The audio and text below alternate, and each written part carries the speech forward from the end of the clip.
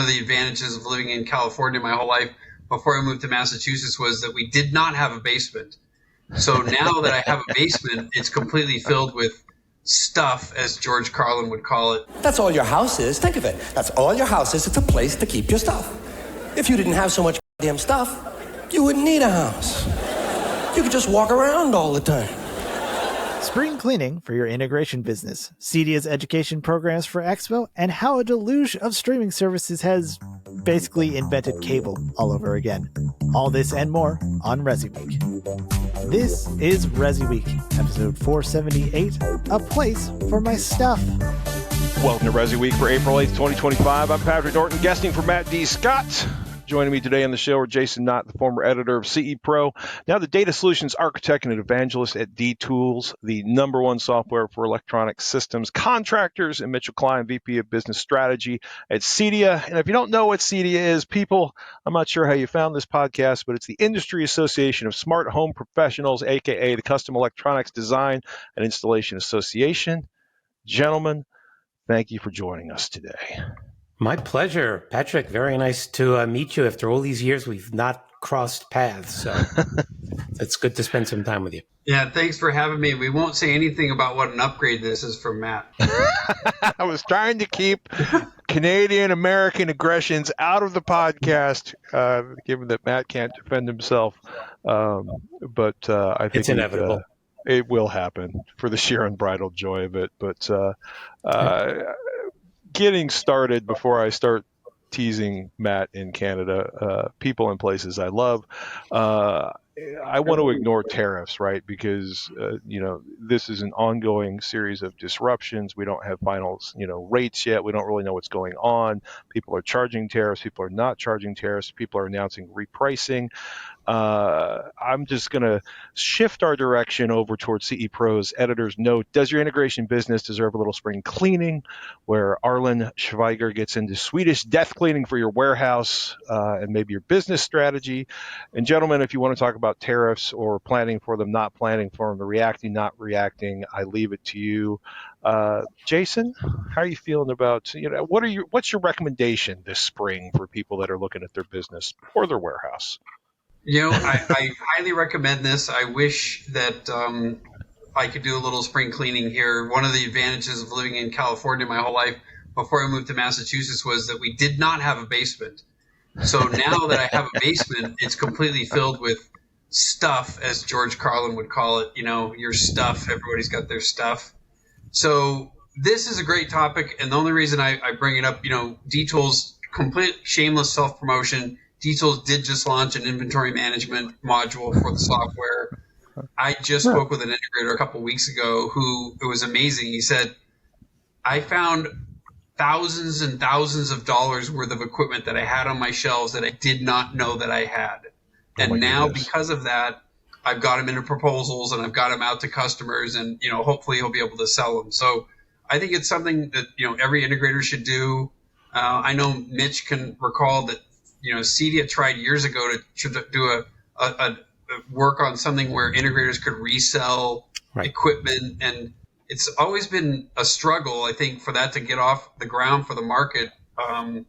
eBay versus eBay. I know Ian Moorish out at Together for Cinema in the UK is trying to launch something where integrators could resell stuff off their shelves, and then it would go to the charities that he does for building cinemas for, critically ill children. So I highly recommend it, and I wish that if anybody's going to do any spring cleaning, come over to my house next. Yeah, I kind of used to look at it, calling it digital produce, because the stuff goes bad pretty fast. How long can you sit with some of these items in your warehouse based on what you've paid for it and the overall value of what it is versus the replacement products years later? So spring cleaning, you really got to do it every year. And I was just talking a little earlier with you, Patrick, I found my original Windows 95 disks. So if anyone needs them, just let me know. Just reach out to me. I'd be happy to get them to you. I've usually got something ancient and technological within arm's reach, but sadly, there's nothing particularly outdated in reach at the moment, which probably means my cleaning is getting better in here.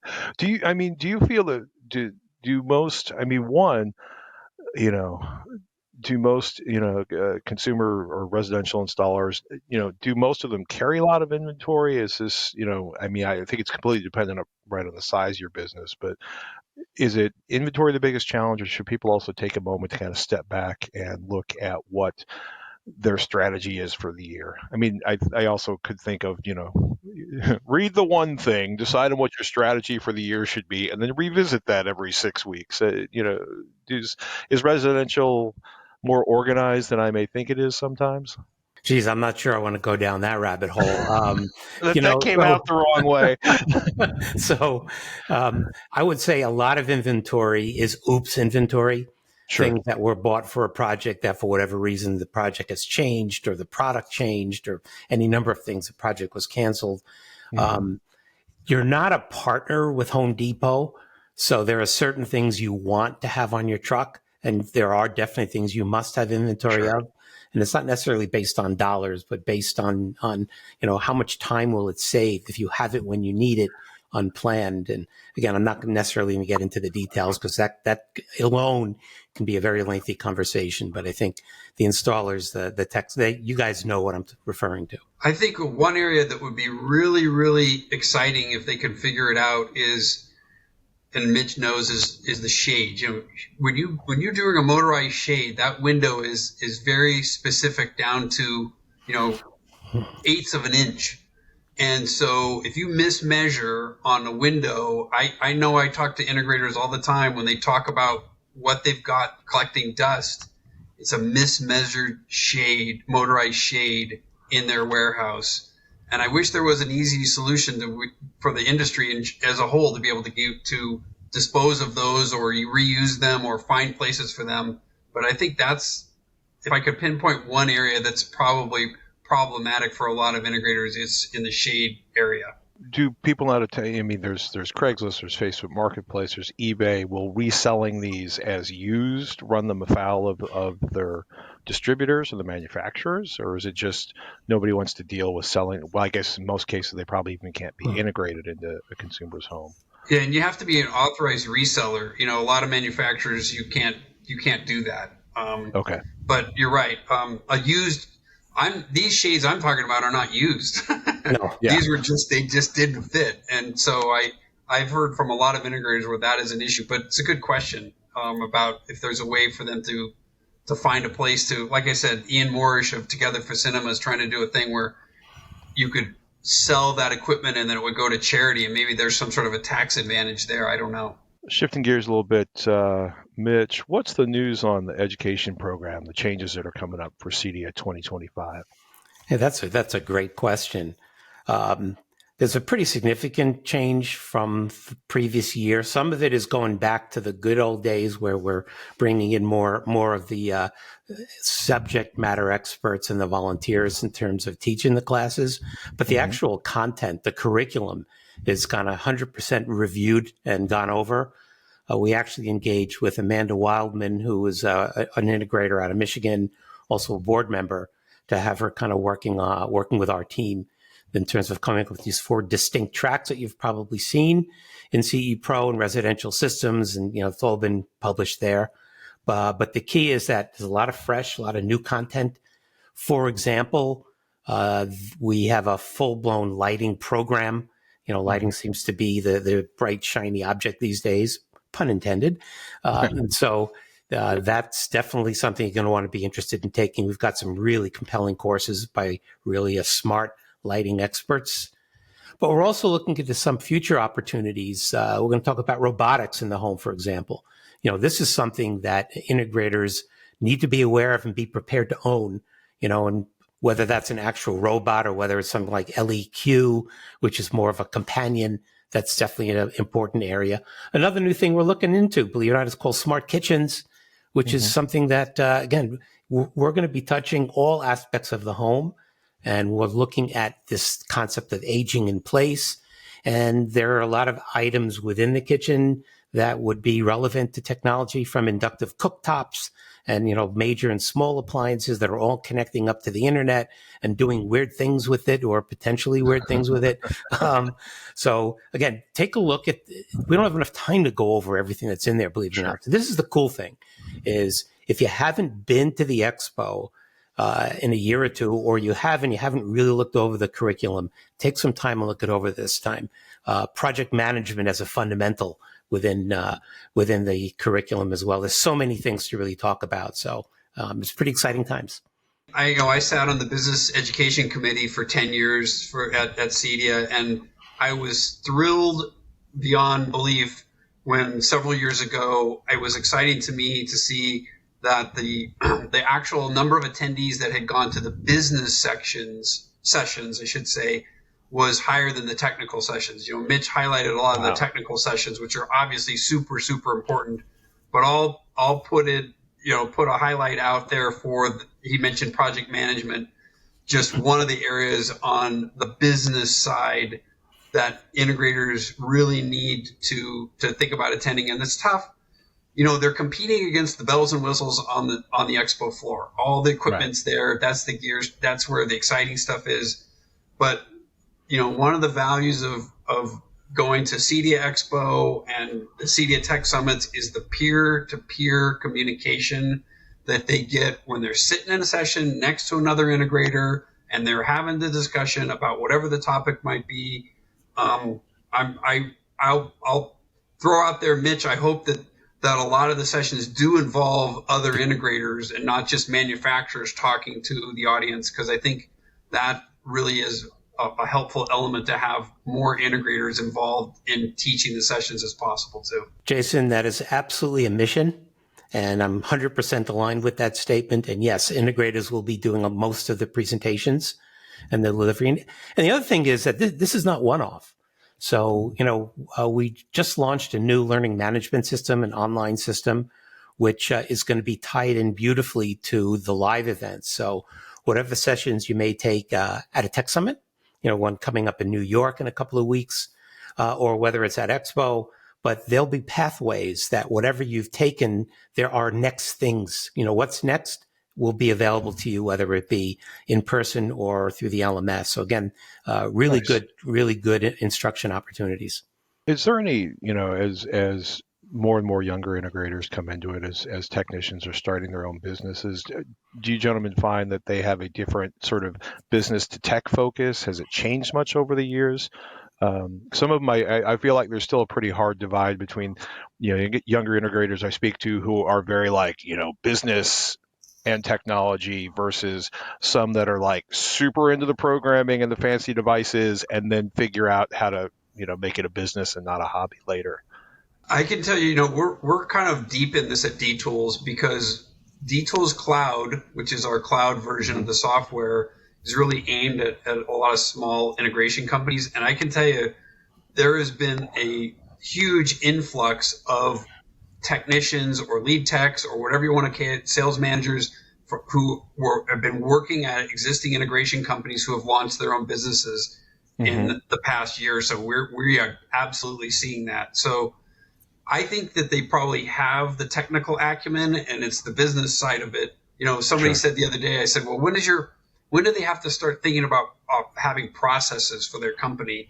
And the answer is as soon as they have one employee. I was going to say, it's got to day migrate one. from what's inside of their brain to that other person has got to happen. So I think you're right, Patrick, that there is a definite need for these smaller integration companies and these technicians who we are seeing forming their own businesses and breaking out. So I think you're going to see a lot of that. And I don't know if it's because we're not hearing because they got laid off or anything like that. Sure. Every integrator is busy.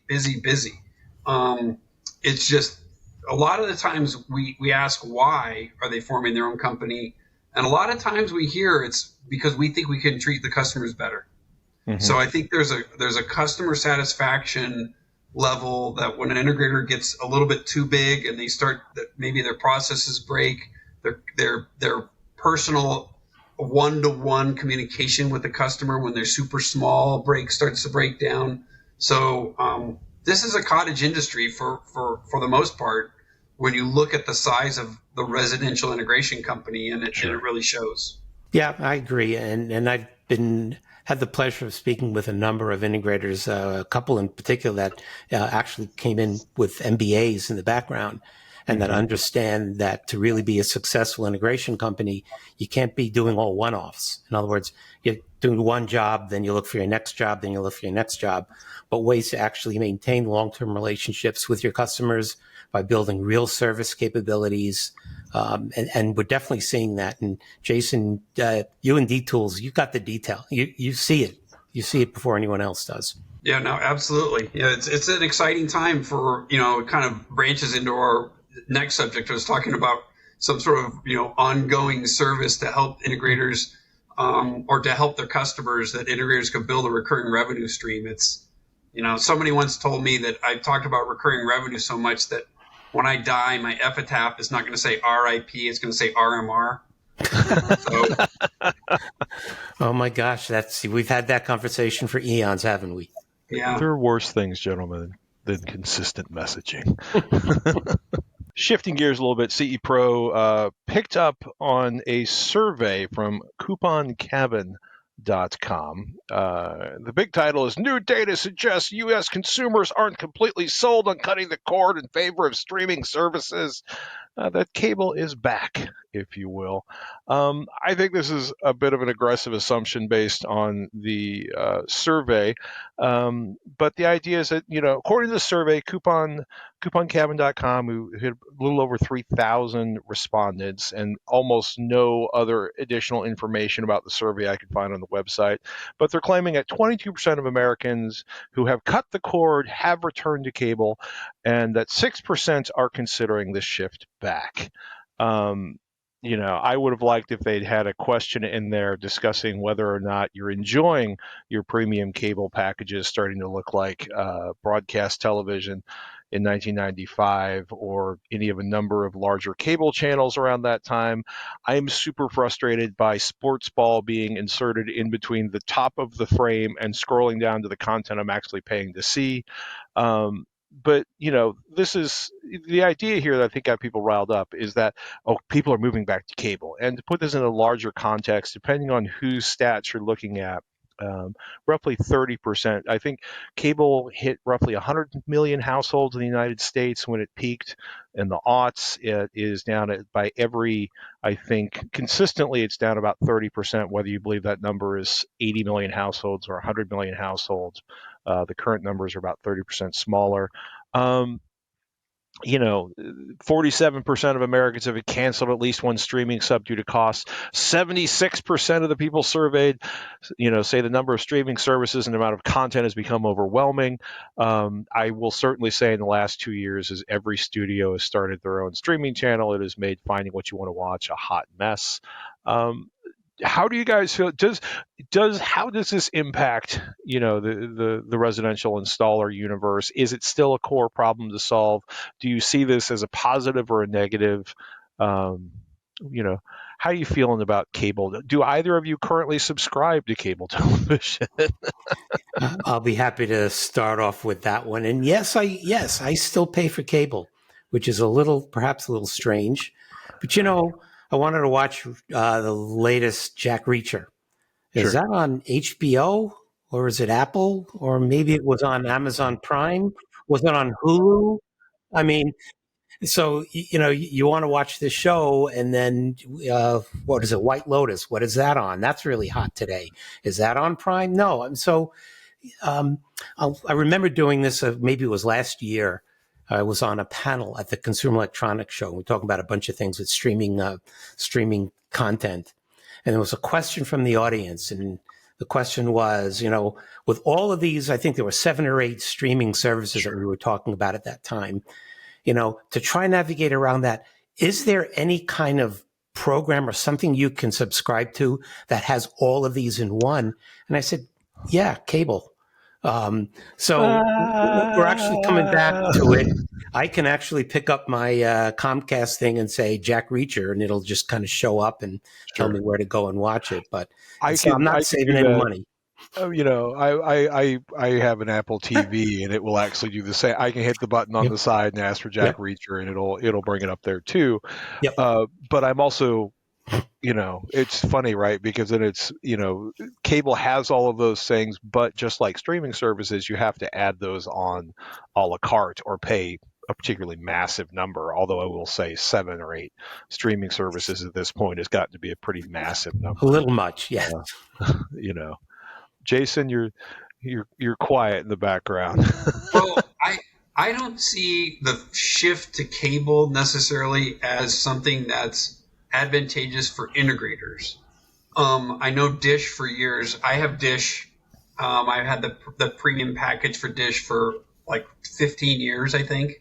Mm-hmm. And the reason Dish used to have an integrator focused program, which they've gone away from just because I think they've had some financial troubles overall, is because the clientele that integrators serve are not people who are jumping around to services. They're not the guy who's dropping Comcast to go to something else because they're offering a deal to move from one cable supplier to another. So I don't think the move to cable is necessarily something that's a big deal for integrators. But I will say the confusion that you were talking about on the streaming side is a huge opportunity for integrators. You know, to be able to pull together some sort of cohesive interface that an integrator can use to find all the different services. In fact, the keynoter at CEDIA Expo in 2022 was a guy named Greg Durkin and he talked at that time about what he thinks is consolidation is going to occur between like Starz, Peacock, Paramount Plus, Roku, that they all can't survive, and that there'll be price pressures on Netflix and Disney Plus and Apple TV and Max and other ones, the ones that do survive. So I think, and again, there was a session at CEDIA last year that talked about the big driver of this confusion is the NFL. You know, people want to watch every NFL game, and you don't know what channel it's on this week. You know, it's on Amazon Prime this Thursday. Oh no, this one's on YouTube. You know, this one's on CBS. This one's on ESPN. This one's on whatever. So I do think there's an opportunity for integrators to be that concierge, streaming service concierge for customers. But I don't know where the move to cable.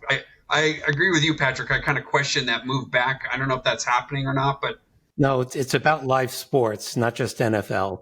Sure. You know, I'm from Boston. Obviously, I'm a Boston sports fan, and their games are played all over. And well, where are you going to watch the Celtics, or you want to watch any baseball games? I mean, let's face it, live sports is probably the one reason many people, myself included, continue to subscribe to cable, because I can get any live sports. And that's changing too, because now we're seeing Amazon getting into live sports and Netflix. I mean, so yeah, where's it all going? I'm an odd duck in one hand because I probably cut the cable the first time, you know, about 20 years ago, came back to it for a couple of years and then sort of cut it and burned it, you know, probably about almost 15 years ago now. Because of how I like to watch it, and also because I just have developed to the point where I have no tolerance for commercials. And anytime I'm in a place with cable or staying at a hotel, there's this moment where I'm like, oh God, there's commercials. No. But I'm also it's really lucky for me because I'm not a huge ESPN fan, and I don't watch a lot of sports ball, which made cutting the cord incredibly easy for me. It has been fascinating for me to watch friends over the years, starting with a friend who was just trying to watch Oakland A's games, and got into a whole life-changing relationship to geo-relocating himself, you know, using a virtual LAN and other things to try to be able to watch the games he thought he would be able to watch when he got his MLB subscription. Right. I have a friend who's now chasing games at different bars because he's too frustrated with the fact that he has to, I think he figured out it was 3 different, you know, channels, one of which required a paid subscription if he was going to watch all of the NFL games for his team. I understand that they're trying to harvest more revenue from the fans, but wow, they are irritating people across so many sports at this point. You know, I love to tell the story. There was a builder that I went and visited, a developer that was building this, you know, multi-thousand home community in south of St. George, Utah, years ago, and they could not get the cable company to run fiber to the community because it was like 7 or 8 miles out of town, whatever. Sure. So this builder became a cable company. He put up one of those, the giant satellite company, basically, Yeah. and created, none of this bundling baloney and all that kind of stuff. He created this giant menu of a la carte for these thousands of people who bought the homes in the community, and now he has got a recurring revenue stream as a builder. But the kicker in the story is, what do you think the number one channel was that was purchased by the homeowners? ESPN. The Playboy channel. Yeah, I was going to say Playboy. Yeah. Yep. Playboy. You've just Yeah. encapsulated a perfect look at southern Utah outside of St. George. It's fascinating to watch how people try to solve these problems, right? The entire streaming environment has completely changed in the last 2 years. For me, the sort of defining tipping point was when Discovery bought Warner Brothers, and then folded everything into Max, and then watching the sports become a bigger component of every other channel. It's a really weird echo of sort of major cable channels competing with broadcast channels back in the 90s, to watch this history sort of repeat itself. Do you both feel that there's going to be a lot of shakedown in terms of streaming services? Yeah, I kind of think so. But if you're an integrator, you got to provide for potential for cable, obviously for a high capacity network streaming, and you're also putting up an aerial, the good old fashioned antenna on the roof to pick up some live broadcasts, because Lord knows, who knows where this is all going. Yeah, I don't know where it's going to end up, but I would have liked to have known from that survey why people were going back to cable. Is it because of because of the confusion we just talked about, or is it price? Is it money, or is it both? I would love to know the reason why that move was supposedly taking place. Yeah, prices are not going down, and you would think with all the competition, that's what you'd see is downward pressure. But they're all raising the prices, so it just doesn't add up. No, but it's consistent across a lot of services and a lot of different industries where they are consistently, your goods and services aren't getting any better, your selection isn't getting any better, but somehow every X number of months they just jump that cost up a little bit. A dollar here, a dollar there, and before you know it, it's $20 over what you used to pay for it. Yeah, that's also I'm actually really curious, because I get it's odd watching Hulu and Disney sort of commingle. We ended up with a package with both Disney and Hulu, which means you now have all of your Hulu contents in your Disney channel, which makes this sort of curation of the Disney products, it just completely obliterates it. Which led to some confusion with one of my children when they went to find whatever show they wanted to watch, and something that was not like the show they wanted to watch popped up. But nothing life changing, nothing that required a big parental child conversation. It's just they wanted to watch a cartoon, and this was live action, and they didn't understand. Yeah. But it's been interesting to watch streaming try to figure out how it can become as messy as a lot of the cable experiences back in the day. I don't know. I'm curious. I'm very curious to see, especially places like Paramount and Peacock, if they are going to end up, how the smaller services survive over the next couple of years. Because at one hand, I think they look at that as sort of an additional side sale on the revenue. In other places, they feel like they can sort of do minimal effort to support it. I would be fascinated to see what the costs were like on that to run an independent streaming channel. My guess is that for the clientele that integrators serve, the price is a lesser concern. My guess is it's the confusion. It would be my guess as to why people are going back. And this Mitch said live sports. Those, I would bet, if there was a way to isolate the clientele that integrators serve out of that survey, that those would be the primary drivers versus price. But I could be wrong. I would tend to agree with that, Jason. Yeah, not going to argue on that. Might actually be a place where AI could help if it could actually sort it out. ChatGPT, where can I watch the Marlins play the Stingrays? I digress. We got to wrap up the show. We're about to run out of time in the virtual sense. Anything you want to share with folks about how things you're thinking about from your view of the industry and where they can learn more from you or follow you online? Mitch? Yeah, I'm still holding off on the tariff conversation, but I think one of the things we just talked about briefly before we went live here is prices never go down once they go up. And I don't know whether that's going to happen with the consumer electronics business, but as far as your integrator business is concerned, you need to make absolutely sure in any of your new contracts you're addressing this. CEDIA has put together some verbiage for you, which would help if you'd like to go to the CEDIA website and actually just copy and paste it into your contracts. Because again, prices, if they don't go back down and you're not covered, you're kind of screwed, man. So please do take that into account. And anyway, if you want to reach out to me directly, please do. You can get me either mklein, that's Klein, at cedia.org, or you can find me on LinkedIn, Mitchell Klein. Thank you so much. Jason?